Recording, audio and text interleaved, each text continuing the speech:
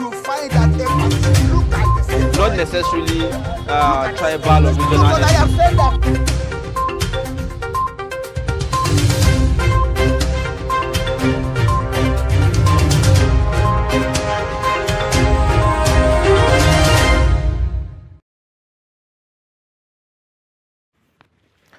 All right, thank you for staying. Now, we have in the studio the director, Daily Trust Foundation, Theophilus Abba, to talk to us about some of the stories on the front pages of our newspapers today. Thank you for joining us on Daybreak. Well, thank you once again for giving the opportunity to share my views on what's happening in our country. Yeah, thank you. You're welcome. All right, now let's begin with the Daily Trust newspaper. This morning, the lead story talks about the APC presidential screening. It says Oyegun-led committee grills Tinubu, Umahi, Amechi, Badaru, others. You also have the riders that says Osibanjo, Lawan, Fayemi, others appear today.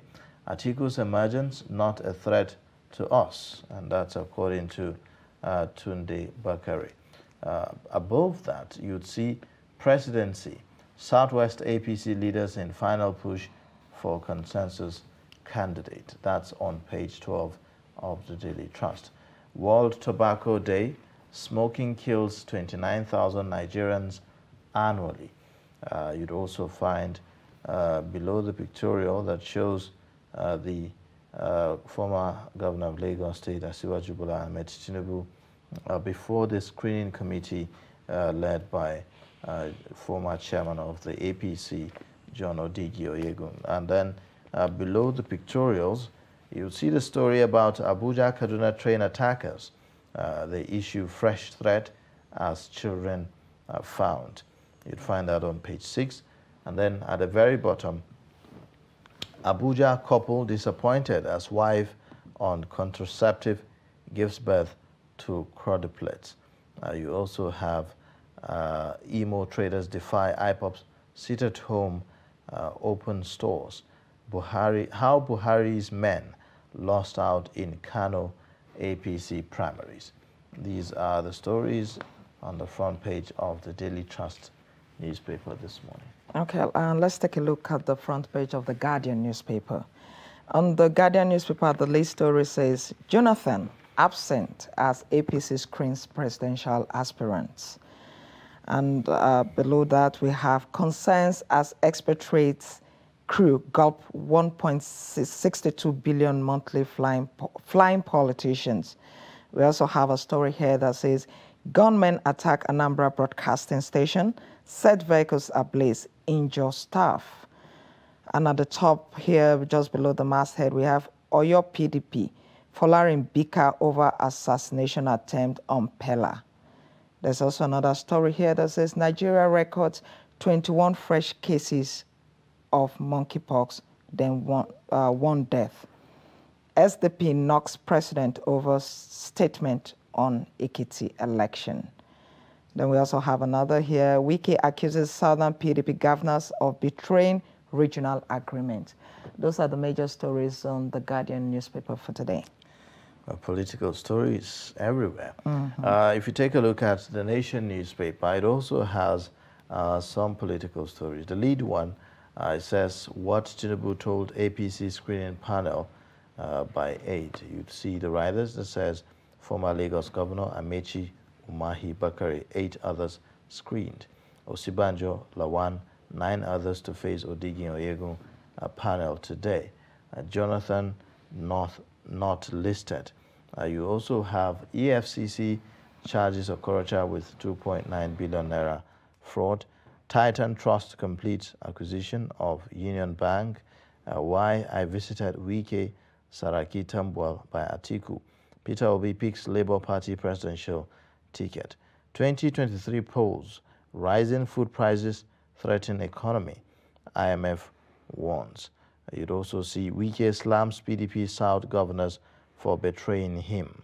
That's that for the Nation newspaper. So let's take a look at the Punch newspaper. The Punch newspaper is also on the presidential primary screening for the APC. APC questions Tinubu, Umahi, Bakari, others on foreign citizenship consensus. It has a rider that says, demands answers on bankruptcy, aspirants records with EFCC, ICPC. Then we have another one, party snubs NDLEA's request for drug test.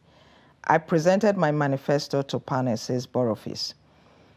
And below that, we have Okorocha engages 5 sons. Court hears bail application today. At the top, I can't be second-class citizen, says Wike. Article begins reconciliation. And also we have Methodist prelate, others regain freedom 24 hours after abduction. There's also the story right at the top. Manufacturers spending on alternative power soars to 425 billion. Discos boycotted. And at the bottom, you will see a story that says, Obi would have been my presidential running mate. That is coming from Kwankwaso. Lagos sergeant killed my inspector husband with sword, says widow. Discos, Gencos, others revenue shortfall rises to 1.6 trillion naira. Those are the major stories on the Punch newspaper for today. All right. Now let's get some perspectives before we proceed to some of the other papers that we have in the studio. Thank you again for joining us, Mr. Theophilus Saba. Thank you. Now, the papers this morning are awash with the stories, political stories, specifically about the 2023 presidential election, partly fallout from the PDP presidential primaries, and now we also see the screening committee of the APC in action, screening some of the aspirants. Some were screened yesterday, today some more will be screened. But one person that we've not seen is former President Goodluck Jonathan, whom we have heard over and over again how that the APC is considering him, as an aspirant. So if at this stage we are not seeing anything, what does that say in your own opinion? Well, former President Goodluck Jonathan, was not seen to be an active member of the APC. And if he were eroded into this contest, it would have been very clear that the party's leadership was unfair, or is unfair, to others who have been committed to the party, over the years. If you look at the track record of Tinubu, he's even called the national leader of the party. We know the vice president, who's been part of, the government since 2015. We know Amici, we know Tunde Bakare was even, the running mate to Buhari at a point. Now, if you have characters like this in the race, and they are ignored, and the former president, who was of the PDP, maybe being unsolicitedly brought into the race, and maybe given the ticket. The way it was presented, it was like, well, it was a joker, that the president will ignore every other contestant and just give Jonathan the ticket, as a kind of consensus. So it wouldn't have been really fair, to the other contestant that, Jonathan will get the ticket, like on a platter of gold. But apart from that, you even say he's not an active member of the APC. Yes. Is he a member of the APC? No, there is evidence that he's a member of APC, that he registered a member of APC at his ward in when? What do you call it? In Otoke. In Otoke. Yes, there was a report that said that, look, it was confirmed that he had registered as a member of APC. So that is not in doubt, But you also know that same report, after that report broke, the chairman of the APC in that place came out to say that he doesn't have any record to say that the former president had registered with the APC. No, those are all the controversies around Jonathan's,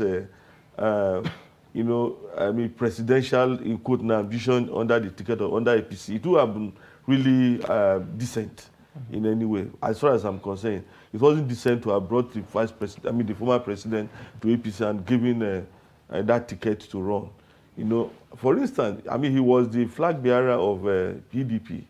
You know, even though I know that, you know, in Nigeria, you know, there's no clear-cut distinction between the ideology. But somebody who has, I mean, ruled this country for, I mean, 4 or 5 years, I mean, as a PDP president, and not an active member of APC in the recent of it, being given APC ticket would have been unfair. That is my opinion. And morally speaking, after all that, you know, the APC have said about the former vice president in 2015, a lot of people have said, well, how would you market, you know, the former president this time around if you are to pick him as a flag bearer? It would be a very difficult candidate to market, as far as the APC is concerned, because, you know, they ran him down in 2015 to get, I mean, elected as the ruling party.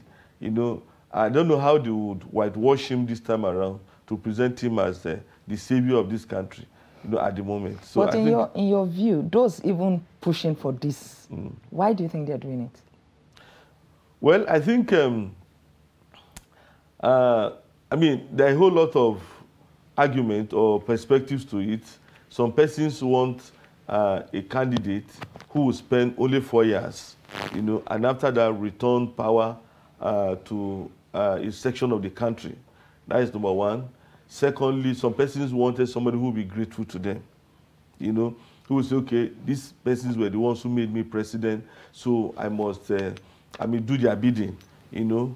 So it would have been a very difficult thing, because it was quite odd to have asked the president, I mean, Jonathan, to have, I mean, run on that ticket. If it were PDP, I wouldn't have issues with that, you know, because he was a PDP president. I had been in PDP in his political career all this while. From 1999 up to 2015, he was actively the face of the PDP. He was in the PDP.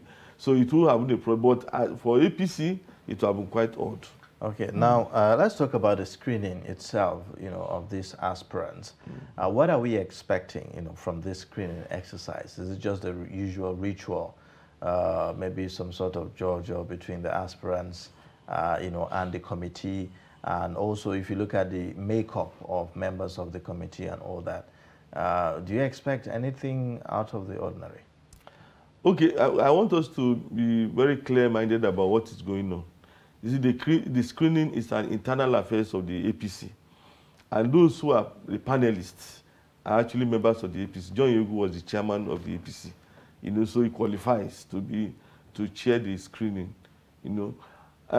What I would have loved is for Nigerians to be exposed to what these aspirants have to say, you know, because we want to know what can Tinubu do, what will Simbajo bring to the table, what will Amici do, what will all this... Yeah, what reports are actually saying that the press was you know, bad from... Yes, that is what I don't like about what is going on. Because if you want to be transparent, allow us to hear these people. You know, even though there's going to be a period for electioneering, but if we hear them talk to the party leadership and say, these are the things we're going to do when we come press, these are approaches to the solutions to our problem, before they are even given the ticket, it will help us to even say, okay, this character who was given the ticket is quite abreast with the issues that we have in this country, and he has the capacity to deal with them. But you know, when things are being done secretly, I mean, it gives room for suspicion. You know, a lot of issues, a lot of questions need to be answered. You know, Tinubu needs to answer a lot of questions. We want to be clear-minded about who he is, what he wants to achieve, you know, as president of Nigeria. We want to even hear Osinbajo, who has been part of this leadership since 2015. You know, what is he that he's bringing to the table? What was he unable to do, being a pair to Buhari from 2015 up to 2023, you know, what has he learned? What is he going to do differently? You know, in spite of the fact that it is about the party, you know, we want to know so that if the party comes up with a candidate, you know, if the candidate wins, we'll know the kind of makeup, we'll know the kind of thinking, you know, that is coming, you know, with that candidate.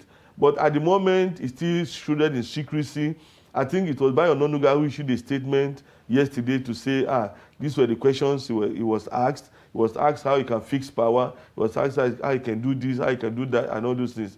And he was boasting about what he achieved in Lagos. Quite interesting. But that was Bayo Ononuga's own spinning, you know. I mean, and you saw the lead of the nation. That was what they led with. That these were the questions that Tinubu was asked, and these were his responses. It's a very good PR for Tinubu. Let us know what were the responses for other aspirants when they were screened. All right. Now, also another story that is the fallout of the PDP primaries over the weekend. We saw how the former vice president emerged as the flag bearer of the PDP.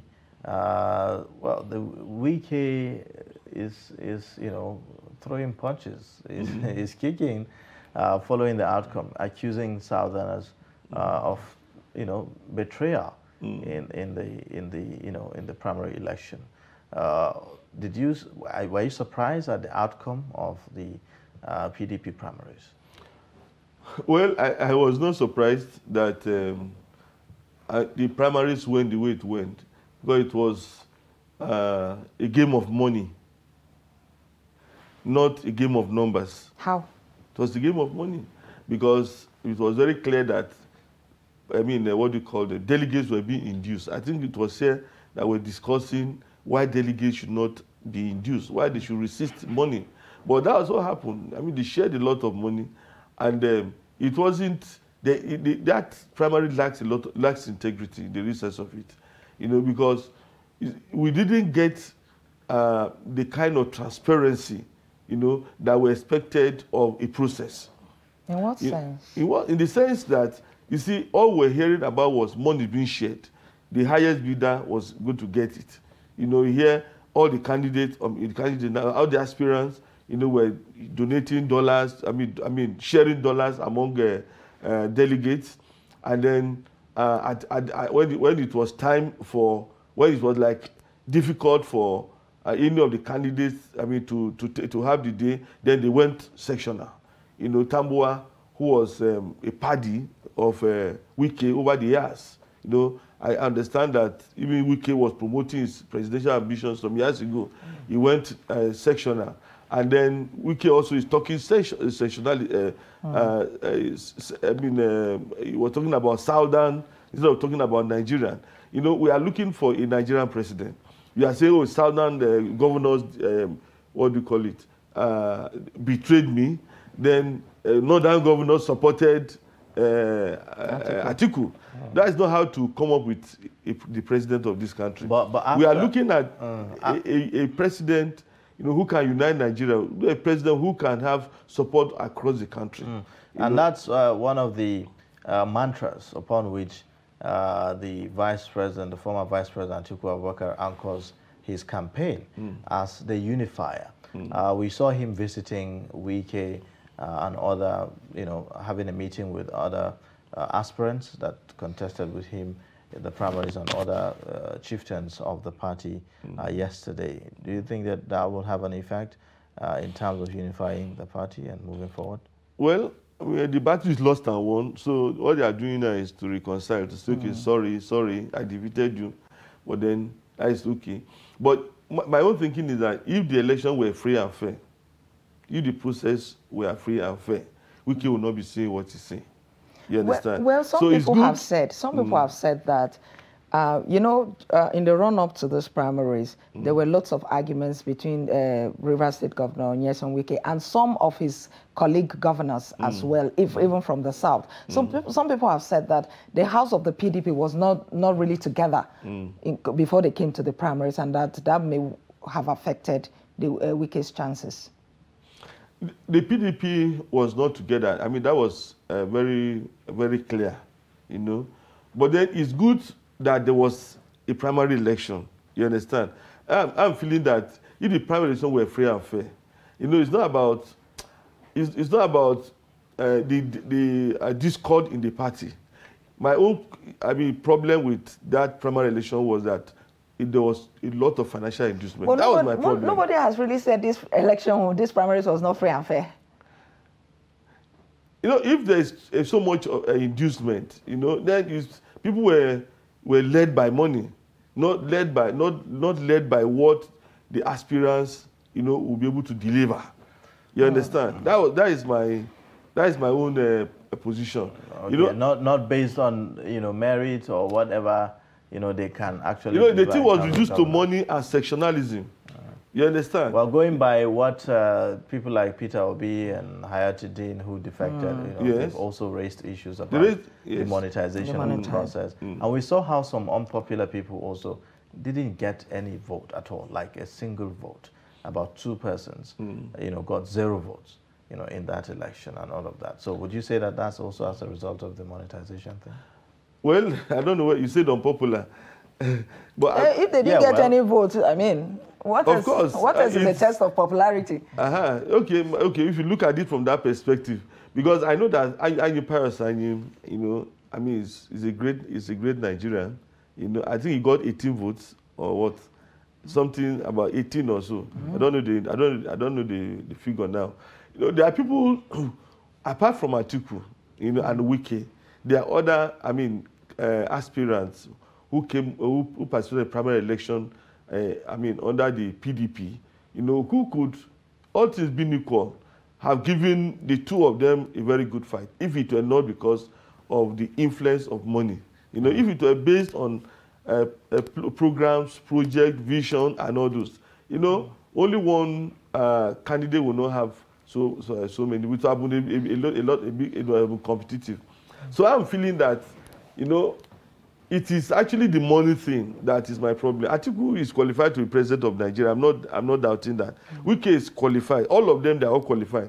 But because of the influence of money and the fact that, you see, at the point it became a sectional thing. We're not looking at Nigeria. Okay, you are saying the money tainted the process. Yes, definitely the money tainted the process. And like you mentioned, Hayatuddin withdrew because of the money politics. Wike also withdrew because of the money. Peter Obi also withdrew because of this issue of money.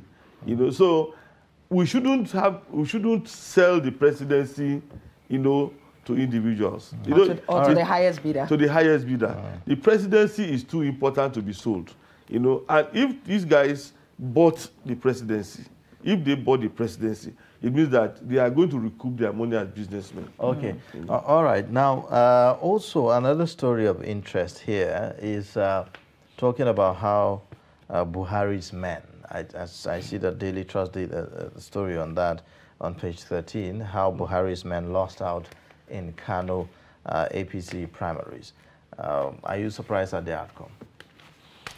I think that is like the end of an era, in politics in some part of this section of this country, where like if you call yourself as an associate of Buhari, you become an automatic winner.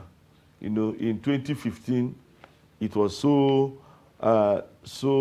mesmerizing that even candidates who did not maybe even campaign, simply because they flashed Buhari's photograph and they got elected into positions.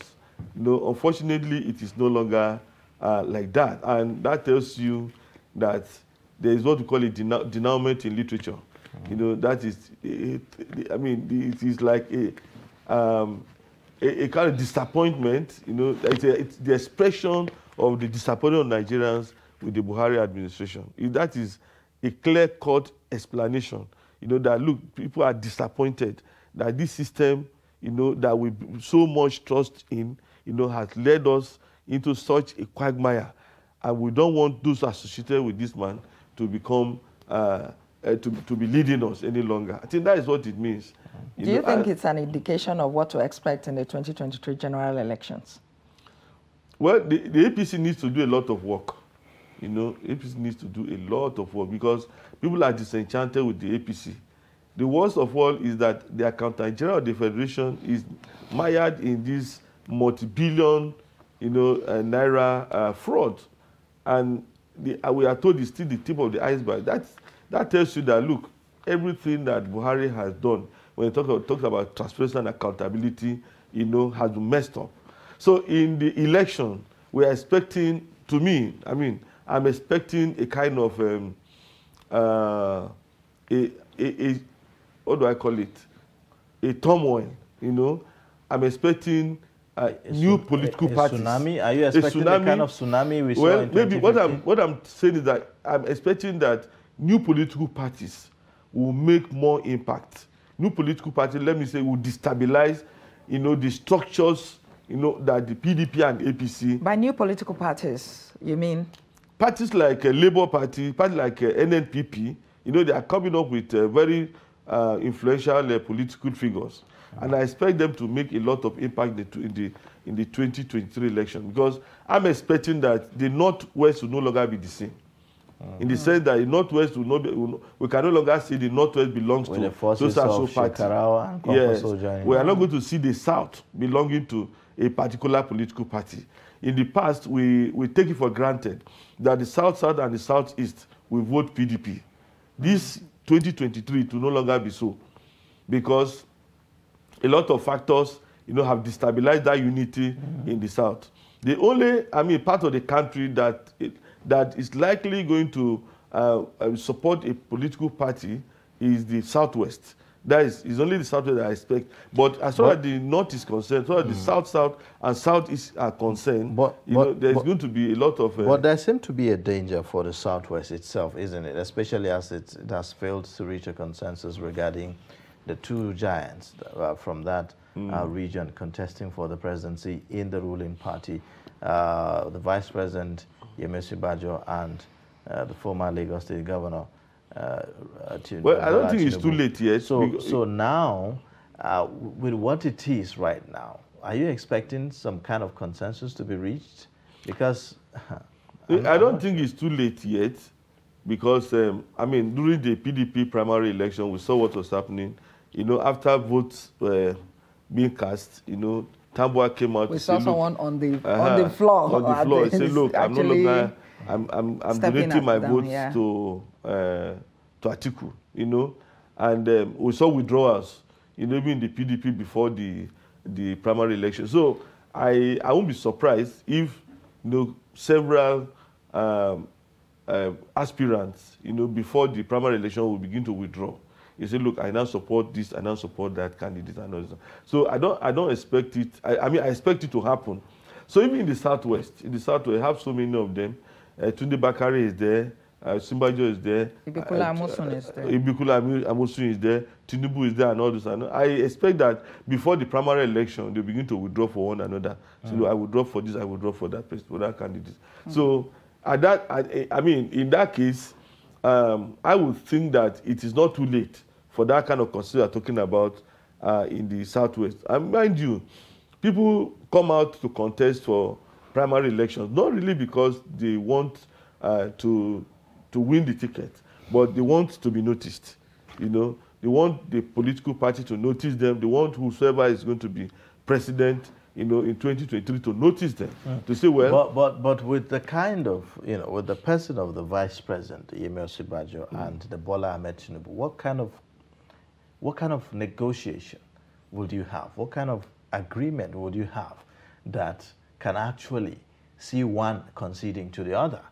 You know, they have both attained almost like the highest political, influence they can attain as we speak. So, is there any likelihood of any kind of negotiation that can actually make one to concede to the other? The fact is that life is not predictable. So we cannot really sit here and phantom what, it will look like. You understand? Because before, I'm alluding to what happened in the PDP now. You know, before the primary election, you know, we thought that, you know, Tambuwal will, you know, fight to the end, because Tambuwal is one aspirant who, you know, believed that, he should be president. But you know, in the case of Tambuwal and Atiku and Wike, I think it's much more easier to deal with. These are governors. They are both governors. Yes. And then the former vice president is not serving, you know, at the moment. But we have a vice president who is serving in office right now. And we have also a kingmaker who believes this is a lifelong ambition, who, you know, have even maybe, disown his own son. His political son. No, you can also say, Osibajo used the phrase, a breath away from the presidency.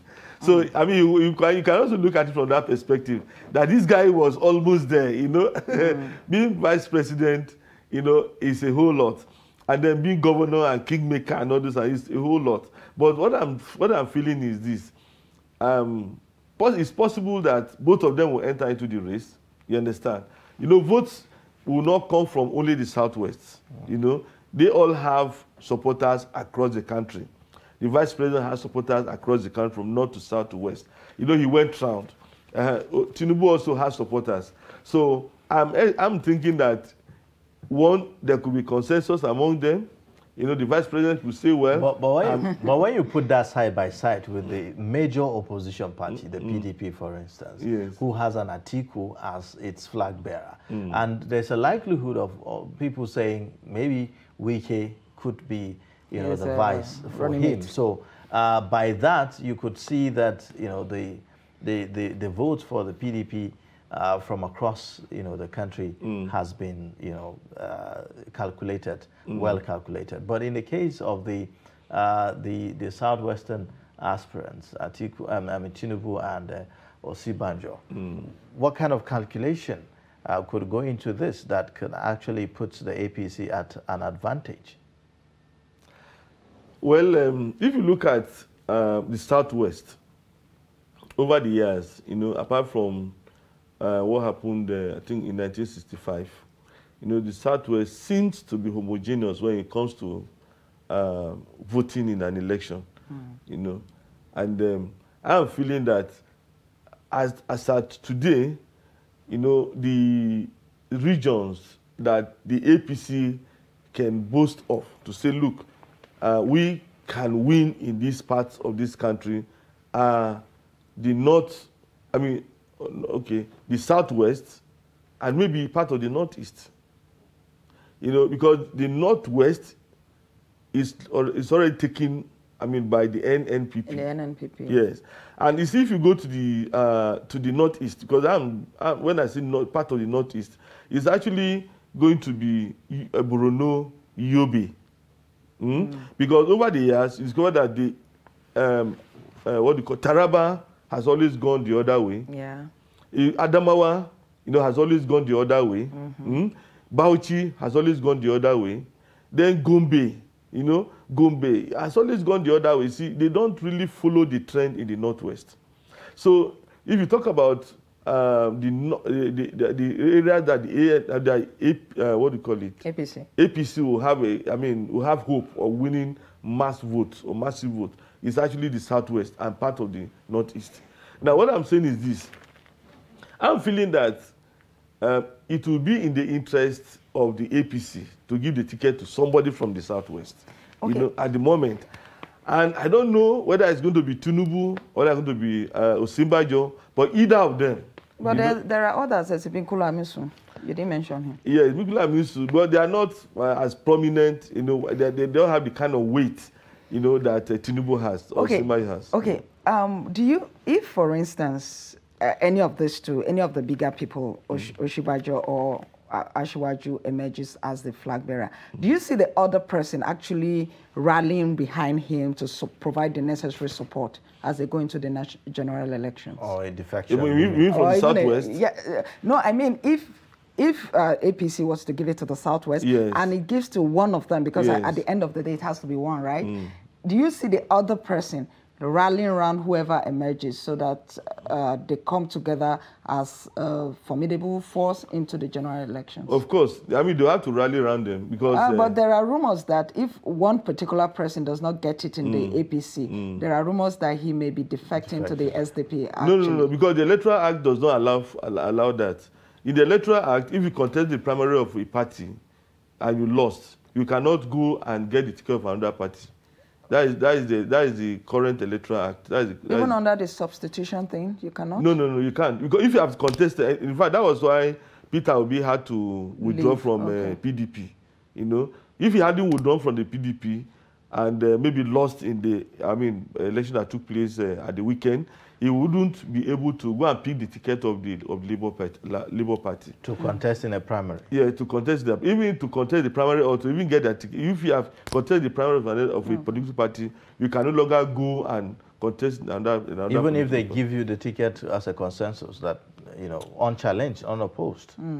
Well, I think the rule is that if you have contested the primaries of a political party and lost, you cannot go to another party to go and get that ticket. All right, I want us to move away slightly before we round up the newspaper review to something that's of interest here on the front page of Daily Trust newspaper, talking about a couple who were disappointed as his wife on contraceptive gives birth. Now, a couple have taken contraceptives with the hope that it will help with the family planning for them, and then it turns out it didn't work out. This time they have quadruplets in addition to 5 other children that they have had already. So if you may just